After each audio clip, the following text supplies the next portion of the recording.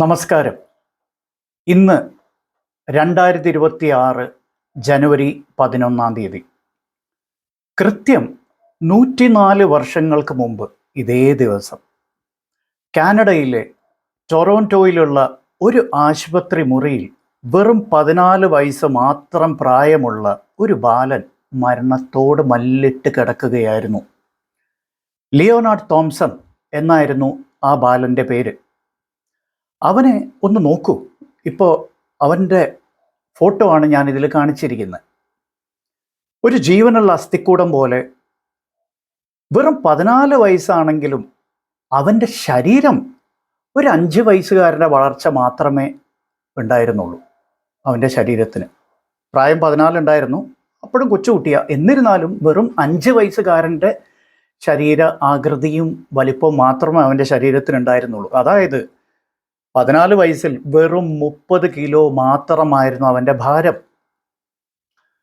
മുടിയൊക്കെ കൊഴിഞ്ഞ് ബോധം നഷ്ടപ്പെട്ട് ശ്വസിക്കുമ്പോൾ ഇന്ന് നമ്മൾ ഉപയോഗിക്കുന്ന നെയിൽ പോളിഷ് റിമൂവറില്ലേ, അതായത് അസറ്റോൺ എന്ന വസ്തുവിൻ്റെ രൂക്ഷഗന്ധം അവൻ്റെ ശ്വാസത്തിൽ നിന്ന് വമിക്കുമായിരുന്നു.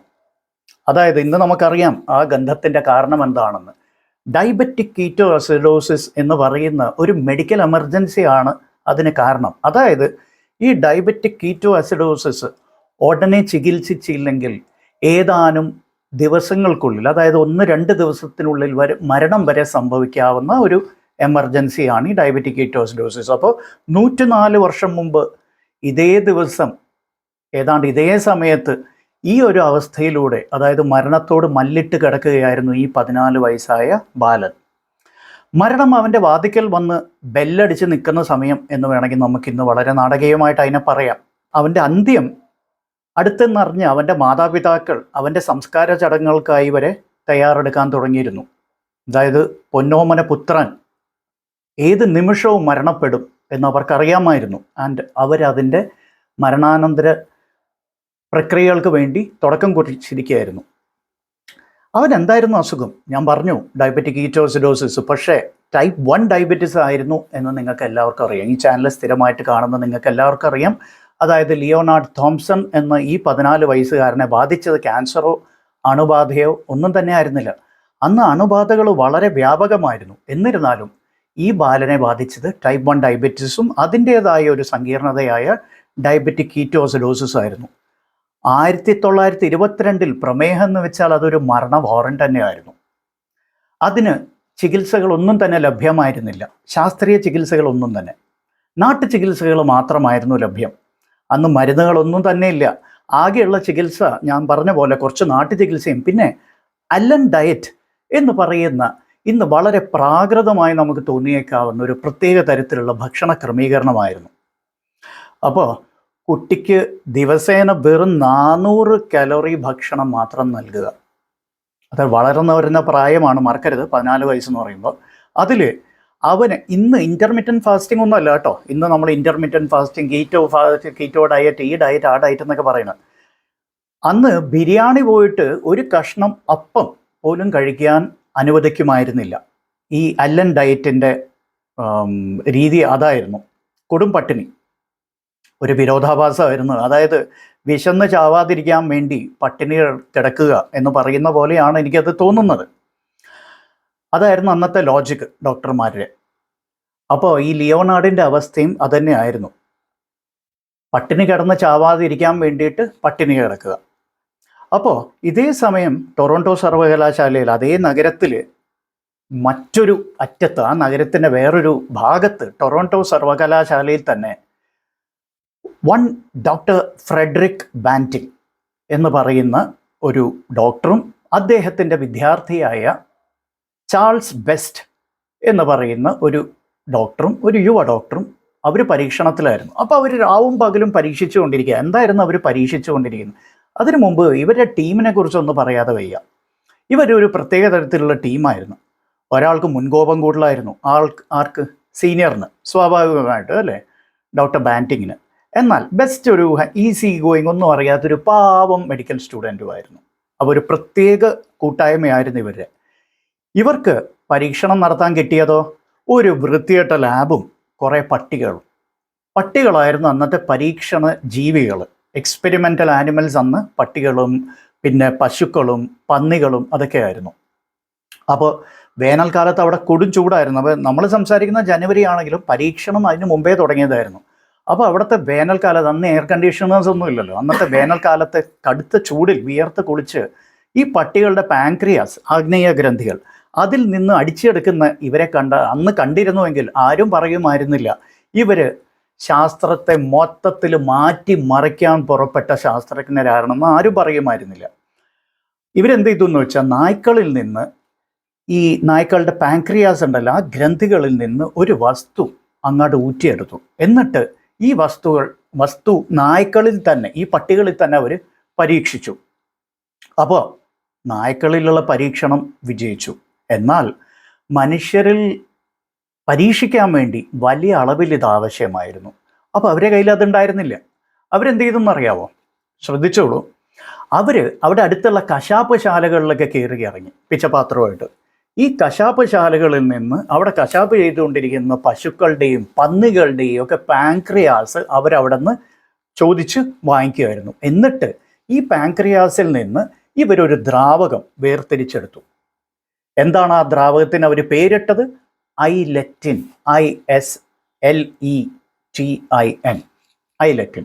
അതായത് ഇന്ന് നമ്മൾ ഉപയോഗിക്കുന്ന ഇൻസുലിനായിട്ട് ഏതാണ്ട് സാമ്യമുള്ള ഒരു പേര്.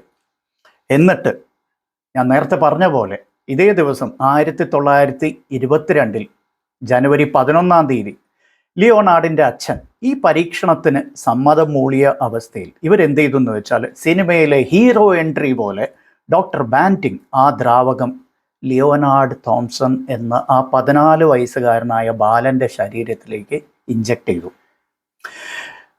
എന്നിട്ടെന്ത് സംഭവിച്ചു? പൊട്ടിപ്പാളീസായി. തോറ്റ് തുന്നമ്പാടി എന്ന് പറയണം. പടം പൊട്ടി 8 നിലയിൽ. ലിയോനാർഡിൻ്റെ ദേഹം ഈ ഇഞ്ചക്ഷന് ശേഷം തടിച്ച് വീർത്ത് വന്നു. അപ്പോൾ മനസ്സിലായി പണി കിട്ടിയെന്ന്. ഇവന്മാർ പേടിച്ചുപോയി. ആര്? ഡോക്ടർമാർ. പത്രക്കാരും നാട്ടുകാരൊക്കെ കളിയാക്കി തുടങ്ങി. അതായത് പട്ടികളിൽ നിന്ന് വേർതിരിച്ചെടുത്തൊരു ദ്രാവകം ഒരു പയ്യൻ്റെ ശരീരത്തിലേക്ക് കുത്തിവെച്ച് നിങ്ങളുടെ കണ്ണി ചോരയില്ലേ, നിങ്ങൾക്ക് എന്ത് വിവരക്കേടാണ് നിങ്ങൾ കാണിക്കുന്നത് എന്നൊക്കെ പരിഹസിച്ചു തുടങ്ങി. ഭാഗ്യത്തിനന്ന് സോഷ്യൽ മീഡിയ ഉണ്ടായിരുന്നില്ല. അതുകൊണ്ട് ഇവന്മാർ എയറിലാവാതെ രക്ഷപ്പെട്ടു. അപ്പോൾ ആ 12 ദിവസം, അപ്പോൾ ഇനി രക്ഷയില്ല. ഇനിയിപ്പോൾ ഇത് കൊടുത്തു കഴിഞ്ഞിട്ടുണ്ടെങ്കിൽ ഈ പയ്യന് മരുന്ന് കൊടുത്തതിൻ്റെ ഫലമായിട്ട് ആ പയ്യൻ ചിലപ്പോൾ മരിച്ചെന്ന് വരാം. പേടിയായി.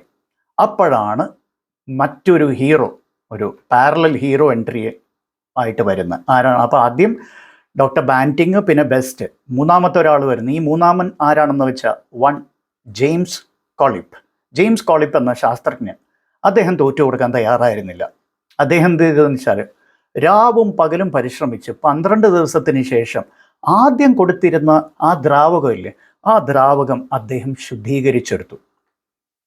ശുദ്ധീകരിച്ചെടുത്തതിന് ശേഷം 12 ദിവസം കഴിഞ്ഞ്, അതായത് ആദ്യം കൊടുത്ത 11-ാം തീയതി, ജനുവരി 11-ാം തീയതി, പിന്നീട് ജനുവരി 23-ന് അദ്ദേഹം ഈ ശുദ്ധീകരിച്ച ദ്രാവകം വീണ്ടും ലിയോനാർഡ് തോംസൺ എന്ന ഈ പയ്യനിലേക്ക് കുത്തിവെച്ചു.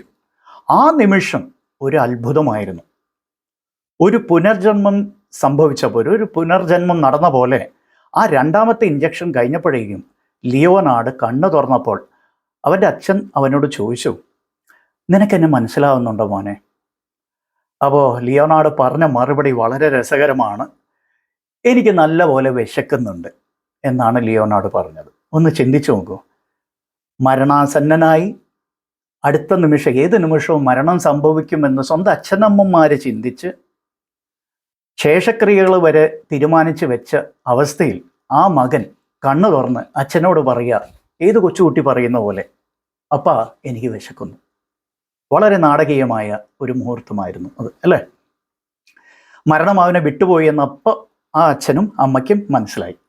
മണിക്കൂറുകൾക്കുള്ളിൽ അവൻ്റെ രക്തത്തിലെ പഞ്ചസാരയുടെ അളവ് സാധാരണ നിലയിലായി. Within a few hours. ഇവിടെ മാസങ്ങളോളം പരിശ്രമിച്ചതിന് ശേഷവും നിയന്ത്രിക്കാൻ സാധിക്കാത്ത ബ്ലഡ് ഷുഗർ ലെവൽസ് ആയിരുന്നു അവ ഏതാനും മണിക്കൂറുകൾക്കുള്ളിൽ ശരിയായി. ആഴ്ചകൾക്കുള്ളിൽ അവൻ പൂർണ്ണ ആരോഗ്യവാനായി. പിന്നെ കുറേ വർഷങ്ങളോളം അവൻ ജീവിച്ചു. അതായത് 1922 ഏത് നിമിഷവും മരിക്കും, ജനുവരിയിൽ ഏത് നിമിഷവും മരിക്കുമെന്ന് പറഞ്ഞ് കിടന്ന ആ പയ്യൻ 13 വർഷം കഴിഞ്ഞപ്പോഴാണ് പിന്നെ മരിച്ചുപോയത്. അതിന് കാരണങ്ങൾ എന്താണെന്ന് നമുക്ക് അറിയില്ല, എനിക്ക് വ്യക്തമല്ല. പക്ഷെ അവൻ വീണ്ടും 13 വർഷങ്ങളോളം ജീവിച്ചു എന്നുള്ള ഒരു കാര്യം മറക്കരുത്. അപ്പോൾ ഈ ഒരു എന്താ പറയുക, ഒരു മിറാക്കുലസ് ക്യൂർ ലോകമെമ്പാടും പടർന്നു പിടിച്ചു. ഈ വാർത്ത കാട്ടുതീ പോലെ പടർന്ന് ഇതിനെ ആൾക്കാർ പേര് കൊടുത്തത് ടൊറോണ്ടോയിലെ മഹാത്ഭുതം എന്നായിരുന്നു. ഈ കഥയിലെ ഏറ്റവും വലിയ മാസീൻ ഇതൊന്നുമല്ല. ഇൻസുലിൻ വിജയിച്ച ശേഷം ഡോക്ടർമാർ, ഇത് ലോകം മുഴുവൻ ഇപ്പോൾ വാർത്തയായല്ലോ, ഡോക്ടർമാർ എന്ത് ചെയ്യുമായിരുന്നു എന്ന് വെച്ചാൽ പ്രമേഹം ബാധിച്ച് കോമയിലായത്, അതായത് ആദ്യം ലിയോണാർഡ് തോംസൺ അങ്ങനെയായിരുന്നു, ഹി വാസ് കോമറ്റോസ്, കോമ സ്റ്റേജിലായതായിരുന്നു. കോമയിലായ കുട്ടികളുടെ വാർഡുകളിലൂടെയൊക്കെ ഡോക്ടർമാർ കയറി ഇറങ്ങുമായിരുന്നു ഈ ഇൻസുലിൻ സൂചിയും പിടിച്ചുകൊണ്ട്. ഈ കുട്ടികൾക്കെല്ലാവർക്കും അവർ ഇൻസുലിൻ കൊടുക്കുമായിരുന്നു.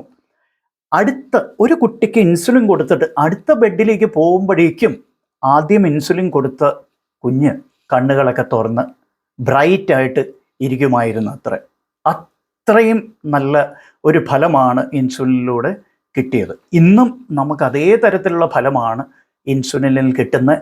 എന്നിരുന്നിട്ടും പലർക്കും ഇൻസുലിൻ എന്നുള്ളത് എന്തോ വലിയ ആനക്കാര്യമാണെന്നോ, ഇൻസുലിൻ ലോകാവസാനമാണെന്നോ, അല്ലെങ്കിൽ ഇൻസുലിൻ എടുത്താൽ പിന്നെ ജീവിതം കട്ടപ്പുകയാണ് എന്നൊക്കെ കരുതുന്നവർ ഒരുപാട് പേരുണ്ട്. അതൊന്നുമല്ല എന്ന് തെളിയിക്കുന്നതിനോടൊപ്പം ഈ വന്ന നാൾ വഴികളൊക്കെ നമ്മൾ ഓർക്കണം, എന്നാലേ നമുക്ക് അതിൻ്റെ പ്രാധാന്യം മനസ്സിലാവുള്ളൂ എന്നറിയിക്കാൻ വേണ്ടിയാണ് ഞാൻ ഈ വീഡിയോ ചെയ്തത്. നിങ്ങൾക്കിത് ഇഷ്ടപ്പെട്ടുവെങ്കിൽ ലൈക്ക് ചെയ്യാനും സബ്സ്ക്രൈബ് ചെയ്യാനും കമൻറ്റ് ചെയ്യാനും മറക്കരുത്. അപ്പോൾ തിരിച്ച് കഥയിലേക്ക് വരാം. അപ്പോൾ ആദ്യത്തെ കുട്ടി, ഇൻസുലിൻ എടുത്ത ആദ്യത്തെ കുട്ടി രണ്ടാമത്തെ ബെഡിലേക്ക് എത്തുമ്പോഴേക്കും അവൻ എഴുന്നേറ്റിരിക്കുമായിരുന്നു, അവൻ സംസാരിക്കുമായിരുന്നു. ഒരു ഹൊറർ സിനിമയിലൊക്കെ കണ്ടിട്ടില്ലേ, അതായത് ഈ ലിവിങ് ഡെഡ് എന്നൊക്കെ പറഞ്ഞു മരിച്ചു കിടക്കുന്നവരൊക്കെ എഴുന്നേറ്റ് വന്ന് സോംബികളെ പോലെ ഇങ്ങനെ തുറിച്ചു നോക്കുന്ന ഞങ്ങൾ ഏത് യുഗത്തിലാണിപ്പോൾ എന്ന്, അതേപോലൊരു സീനായിരുന്നു.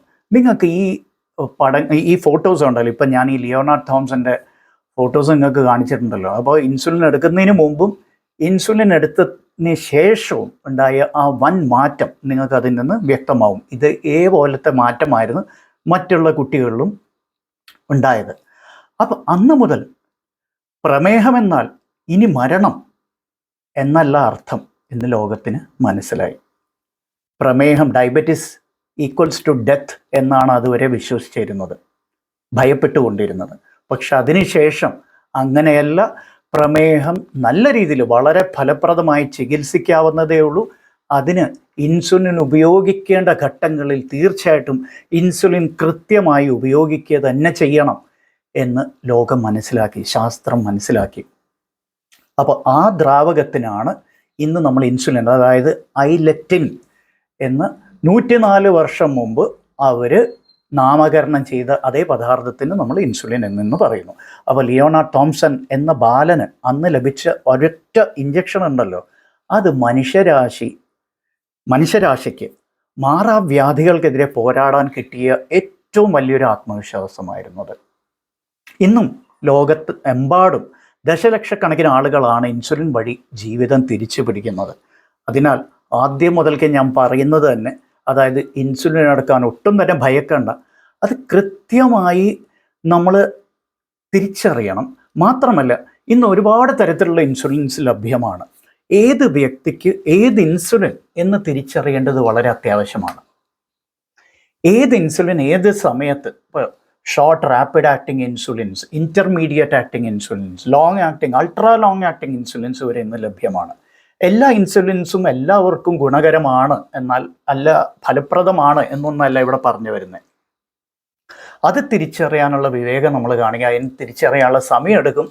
എന്നാൽ ആ തിരിച്ചറിവും ആ നമ്മൾ തിരഞ്ഞെടുക്കലും പിന്നെ അതിനനുസരിച്ച് കൃത്യമായ ഇൻസുലിൻ കൊടുക്കുന്നതിലൂടെ തീർച്ചയായിട്ടും വൻ മാറ്റങ്ങളാണ് പ്രമേഹമായി ബുദ്ധിമുട്ടുന്ന ഒരുപാട് പേർക്ക് കിട്ടാൻ പോകുന്നത്. അപ്പോൾ ഈ വീഡിയോ ഇഷ്ടപ്പെട്ടെങ്കിൽ, അപ്പോൾ ചരിത്രത്തിലേക്കുള്ള ഒരു എത്തിനോട്ടം കൂടിയായിരുന്നു അത്. ഒന്ന് പുറകോട്ട് തിരിഞ്ഞ് നോക്കണം. നമുക്ക് മുന്നോട്ടുള്ള വഴി വേണം എന്നുണ്ടെങ്കിൽ നമ്മൾ വന്ന വഴി നമ്മൾ മറക്കരുത്. അതുകൊണ്ടാണ് ഇന്ന് ഈ 104ാം വാർഷികം, ഇൻസുലിൻ ലോക ചരിത്രം തന്നെ മാറ്റിമറിച്ച ദിവസമായതുകൊണ്ട് നിങ്ങളുമായിട്ട് ഇത് പങ്കുവയ്ക്കാൻ തോന്നിയത്. നിങ്ങൾക്ക് ഈ കഥയും ഇഷ്ടപ്പെട്ട് കാണും. ഇതെല്ലാം ചരിത്ര സത്യങ്ങളാണ്. ഇതിൽ ഒന്നും തന്നെ വെള്ളം ചേർത്തിട്ടില്ല. എല്ലാം അതേപോലെ ഫാക്ട്സ് ആയിട്ട് തന്നെയാണ് പറഞ്ഞിരിക്കുന്നത്. Thanks for watching. Bye bye.